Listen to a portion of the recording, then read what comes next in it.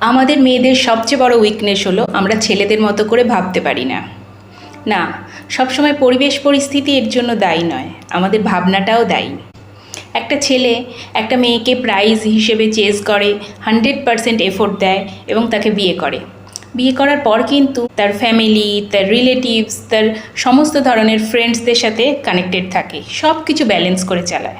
কিন্তু একটা মেয়ে, সে বাবার বাড়ির রিলেটিভস, তার ফ্রেন্ড, সমস্ত কিছু কানেকশন বন্ধ করে দেয় বা ফর্মালি আর ওকেশনালি কানেক্টেড থাকে এবং পুরোপুরি হাজব্যান্ড কেন্দ্রিক হয়ে ওঠে।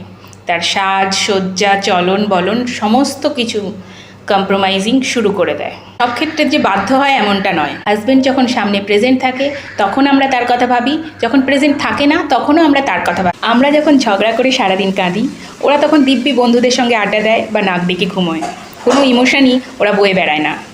তাই ওদের মেন্টাল হেলথ আমাদের থেকে অনেক ভালো থাকে। Over give, over attention, over care করার ফলে তারাও আমাদের টেকেন ফর গ্র্যান্টেড হিসাবে নিয়েই নেয়। তার চেয়ে বরং আমরা হাজব্যান্ডকে অবশ্যই প্রায়োরিটি দেব, তার সাথে সাথে সব কিছু ব্যালেন্স করে মেনটেন করব। আমাদের শখ আহ্লাদ, আমাদের ফ্রেন্ডস, আমাদের আদার যা সোশ্যাল কানেকশন আছে সব নিজের নিজস্বতা বজায় রাখবো। যেখানে কম্প্রোমাইজ করার নয় সেখানে করব না। এতে আমরা যেমন স্বাধীনভাবে বাঁচতে পারবো, আমাদের হাজব্যান্ডও আমাদের চাওয়া পাওয়া, আমাদের নিজস্বতাকে রেসপেক্ট দেওয়া শুরু করবে।